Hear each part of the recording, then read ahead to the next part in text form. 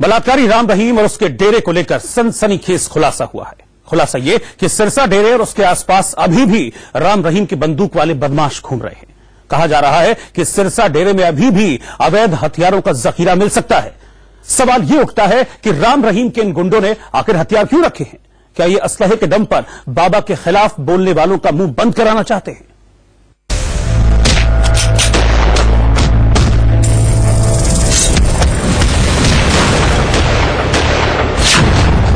क्या बलात्कारी बाबा के डेरे में शार्प शूटर्स रहते थे?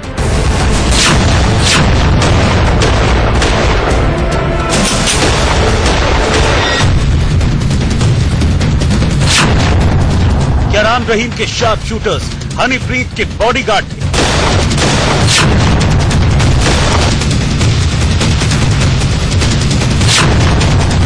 क्या बाबा ने आस्था की आड़ में कुर्बानी गैंग खड़ा कर लिया था?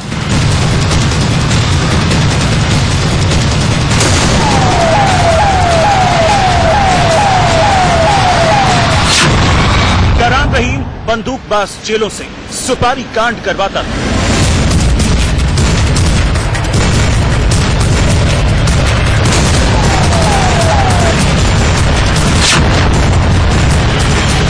राम रहीम के जेल जाने के बाद उसकी काली करतूतें और पुलिस की लापरवाहियां एक एक कर सामने आ रही हैं। ताजा खुलासा डेरे में मौजूद हथियारों को लेकर है। राम रहीम रोहतक की सोनारिया जेल में अपने गुनाहों की सजा काट रहा है, लेकिन उसके 48 हथियारबंद गुर्गे अभी भी पुलिस की गिरफ्त से बाहर हैं। मरवाने के कई इनके पास साधन है, कई इस तरीके के गैर कानूनी काम के आदी हैं। वही लोग हैं जिन्होंने हथियार अभी तक नहीं जमा करवाए। वो लोग कानून के रखवाले नहीं, गैर कानून तोड़ने वाले हैं। राम रहीम के कुर्बानी गैंग पर पूरा खुलासा करें, उससे पहले कुछ तस्वीरें देख लीजिए। राम रहीम के खिलाफ मुंह खोलने वालों के घर पर बाबा के नकाबपोश गुंडे हमला करते हैं। घर में लगे सीसीटीवी कैमरे तक तोड़ डालते हैं। जिस घर पर राम रहीम के गुर्गों ने हमला किया वो बाबा के पूर्व सेवादार गुरदास सिंह तूर का घर है। गनीमत थी कि राम रहीम के पापों का भंडाफोड़ करने वाले तूर और उनका परिवार घर में मौजूद नहीं था।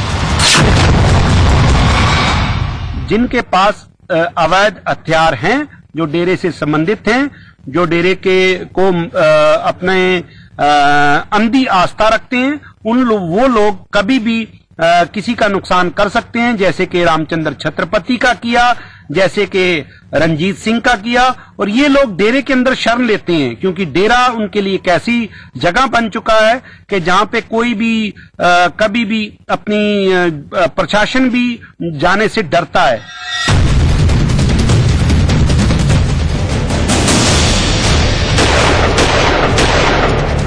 एक संत के साथ शार्प शूटर्स का क्या काम? आस्था के डेरे में हथियारों की जरूरत क्यों? जानकार बताते हैं कि राम रहीम के डेरे में हथियारों का जखीरा होता था। यहाँ तक कि बलात्कारी बाबा और उसकी चहेती बंदूक वाले बॉडीगार्ड तक रखते थे। डेरे के अंदर जो खतरा था तो उसके पास Z+ सुरक्षा है। इसके अलावा इसके अंदर किसी तरीके का कोई काम नहीं है इन हथियारों का। अब राम रहीम के डंडे वाले और बंदूक वाले गुंडों की पूरी कहानी देखिए। 25 अगस्त 2017 को गुरमीत राम रहीम को साध्वी रेप केस मामले में कोर्ट द्वारा सजा सुनाए जाने के बाद बलात्कारी बाबा के गुर्गों ने पंचकूला में जमकर बवाल मचाया।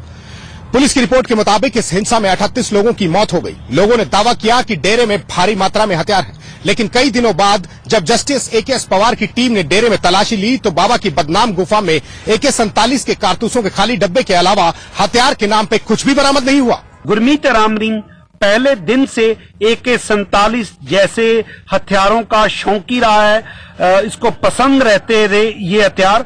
इसी कारण गुरमीत राम रहीम ने अपने जो इंसान के नियम बनाए थे वो भी 47 बनाए थे। सो आप देख सकते हैं कि गुरमीत राम रहीम के जो नियम है वो 47 है। सूत्रों से खुलासा हुआ है कि हरियाणा पुलिस ने 25 से 28 अगस्त के बीच डेरे के गुंडों को डेरे में जमा अवैध हथियारों को बाहर ले जाने की खुली छूट दे दी थी। दूसरी ओर हरियाणा पुलिस ने अब तक अपने लाइसेंसी हथियार जमा न करवाने वाले 48 डेरा समर्थकों को महज एक नोटिस जारी कर अपना पल्ला झाड़ लिया। दरअसल कोर्ट कमिश्नर द्वारा हाईकोर्ट को सौंपी गई रिपोर्ट में भी कहा गया है कि डेरा के रिहायशी इलाकों की तलाशी कुछ चुनिंदा घरों में ही की गई। सूत्रों के मुताबिक अगर हर घर की तलाशी होती तो हथियार मिल सकते थे। सूत्रों की माने तो डेरा और उसके रिहायशी इलाकों में अभी भी हथियार हो सकते हैं। हथियार ना जमा कराने वाले लोगों के पास अवैध हथियार भी हो सकते हैं। 25 नवंबर को डेरा के रिहायशी इलाके कल्याण नगर में सीवरेज की सफाई के दौरान 32 जिंदा कारतूस बरामद किए गए, जिसमें से कि 13 32 बोर पिस्टल के और 17 12 बोर बंदूक के थे। एक सीवर के अंदर कूड़ा करकट गिरा हुआ था, तो उसमें जब उन्होंने चेक किया तो एक काले रंग के छोटे से बैग में कारतूस मिले हैं, जिनमें से 17 तो 12 बोर के कारतूस मिले हैं और 13 मिले हैं 32 बोर के कारतूस और दो राउंड मिस राउंड मिले। तो जिस टाइम वो अपने 25 अगस्त को रात को और 26 तारीख को इन्होंने सामान निकाला उसमें और बाहर भी निकाल के फेंक दिया। जैसे उन अपने नालों में थैले मिल रहे हैं, कारतूस मिल रहे हैं, दुनाली बंदूकें मिल रही हैं, ऐसे कोई नहरों नूरों में इन्हें और भी कहीं ना कहीं खपाए हैं जो अब नाजायज हथियार थे। पुलिस सूत्रों के मुताबिक कारतूस एक बैग में भरकर नाले में फेंके गए, जिससे सीवरेज की पाइपलाइन बंद हो गई। आशंका ये भी है कि बरामद कारतूस डेरा के गुंडों ने पकड़े जाने के डर से नाले में फेंक दिए होंगे। अगली रिपोर्ट में आपको बताएंगे कि राम रहीम के किस अड्डे से मिला AK-47 समेत हथियारों का जखीरा। सिरसा से अमर जियानी के साथ अमित भारद्वाज, चंडीगढ़, इंडिया न्यूज। राम रहीम के जेल जाने के बाद बाबा के गुंडों ने तबाही मचाकर 38 लोगों की जान ले ली थी। कई शहरों को हिंसा की आग में झोंक दिया था। ऐसे में सवाल यह भी कि यलगार वाले वो हथियार कहां गायब हो गए? क्या उसे जमीन निकल गई या फिर वो हथियार गुपचुप तरीके से डेरे से बाहर निकल गए? इन खुलासों से पहले देखिए हिंसा के मास्टरमाइंड पवन इंसा से पुलिस को कैसे सुराग मिले। हमें मारना अपने आप को मारने के बराबर है।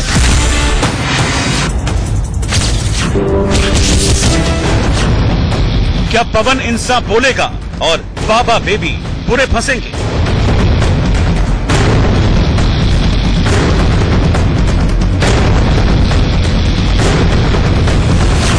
क्या पवन के मोबाइल फोन से मिलेगा संगीन सुराग?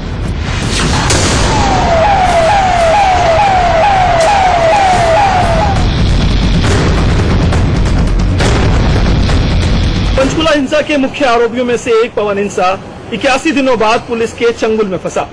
26 नवंबर की रात SIT की टीम पवन इंसा को सिरसा के डेरे लेकर पहुंची, जहां उसकी निशानदेही पर पुलिस ने मोबाइल फोन बरामद किया। कहा जा रहा है कि पवन इंसा के मोबाइल से पुलिस को कई सुराग मिल सकते हैं। जो SIT 1 है पंचकुला की, वो यहाँ पर पवन इंसा को लेके आई थी और डेरे से उन्होंने कुछ निशानदेही वगैरह और कुछ बरामदगी करनी थी, जो कि कल रात यहाँ आए थे और उन्होंने जो निशानदेही करवाई और अपने जो मोबाइल वगैरह बरामदगी थी वो मोबाइल वगैरह बरामद किया। राम रहीम की गिरफ्तारी के बाद 28 अगस्त की रात हरियाणा पुलिस ने डेरा से राजस्थान जाने वाली सड़क पर नाकेबंदी कर डेरा समर्थकों से कई घातक हथियार बरामद किए थे। हरियाणा पुलिस ने डेरा से घातक हथियार बरामद करने के बाद आर्म्स एक्ट के तहत आधा दर्जन मुकदमे दर्ज किए थे, जिन पर जांच अभी चल रही है। जो लाइसेंस बनाते टाइम पे उनके जो यहाँ पे आई कार्ड वगैरह लगे थे, जो उनके आइडेंटिफिकेशन प्रूफ लगे थे, उन सबकी भी जांच होनी चाहिए, क्योंकि मुझे बिल्कुल यकीन है कि इनके जो कागज हैं वो पूरे नहीं होंगे और ये लोग जो एक जितने लोग बने हुए हैं ये कहीं ना कहीं पीछे से भी उन्होंने गलत डॉक्यूमेंट दिए होंगे, यहाँ पे आके गलत डॉक्यूमेंट दिए होंगे। तो यहाँ पे इनकी पूरी जांच होनी चाहिए और इनके सख्त कार्रवाई होनी चाहिए। पूरी तरह चेकिंग हो और हर घर की तलाशी हो। जैसे डेरे में कॉलोनी बनी है, उस डेरे की कॉलोनियों की भी अब मैं तो कह रहा हूँ उसकी भी जांच होनी चाहिए, क्योंकि हो सकता है वहां भी इन्होंने लुको के रखे हों और हो सकता है नए में और कहीं खपा भी दे हों। राम रहीम के समर्थकों से कौन कौन से हथियार बरामद हुए थे वो जान लीजिए। पुलिस ने सत्यवीर सिंह नाम के डेरा समर्थक से बजेका नाके पर एक AK-47 राइफल, 50 कारतूस, एक 9mm की पिस्टल और 30 कारतूस बरामद किए। इसी नाके पर नायब सिंह नाम के डेरा समर्थक के पास से पुलिस ने एक 12 बोर की बंदूक बरामद की। पुलिस ने 28 अगस्त की रात सुखदर्शन नाम के डेरा समर्थक के पास से बजेका चेक पॉइंट पर एक रिवॉल्वर, 5 कारतूस, एक पिस्टल और 32 बोर की बंदूक के कारतूस बरामद किए थे। सिरसा पुलिस ने 4 सितंबर को डेरा से 17 लाइसेंसधारियों से 23 हथियार बरामद किए थे, जिनमें कुछ ऑटोमेटिक हथियार भी थे। काफी टाइम से ये दुहाई देता आया हूं कि इसके पास AK-47 का जखीरा है, और ये जखीरा कहाँ है ये इन्वेस्टिगेशन टीम बेहतर बता सकती है, क्योंकि यहां से निकाल के वो किस घर पे छुपे हैं, किन प्रेमियों के घर पे छुपे हैं। सवाल उठता है कि डेरा समर्थकों के पास इतना असलहा क्यों बरामद हुआ? संत समागम करने वाले लोग AK-47 जैसे घातक हथियार क्यों रखते हैं? क्या राम रहीम को होने वाली सजा से पहले की मीटिंग में ही यह तय कर लिया गया था कि बाबा के खिलाफ कोर्ट से सजा आने पर पूरे प्रदेश में हिंसा फैलाई जाएगी, बाबा के खिलाफ बोलने वालों को चुप करा दिया जाएगा? डेरा सच्चा सौदा के खिलाफ गवाही देने वाले पूर्व सेवादारों और डेरा समर्थकों को मौत का डर सता रहा है।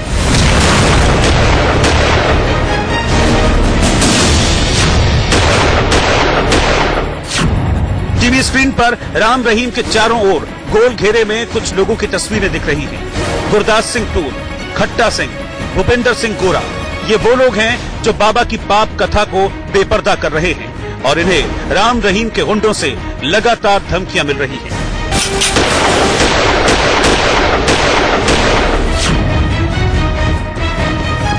बिल्कुल दी जा रही है धमकियां, तो पहले से इनका काम है। जो भी कोई बोलता था, जो भी किसी को कैसे मरवा दिया, कैसे किसी को डरा धमका के मुंह बंद कर दिया। अभी जैसे कोई बोल रहे हैं उनके खिलाफ कोई ना कोई साजिशें रच रही हैं और रचे जाएंगे। इनको डर तो है ही नहीं किसी का। राम रहीम की कलंक कथा की पोल खोल रहे न्यूज चैनलों को भी उसके तिलमिलाए और बौखलाए गुंडे धमकी दे रहे हैं।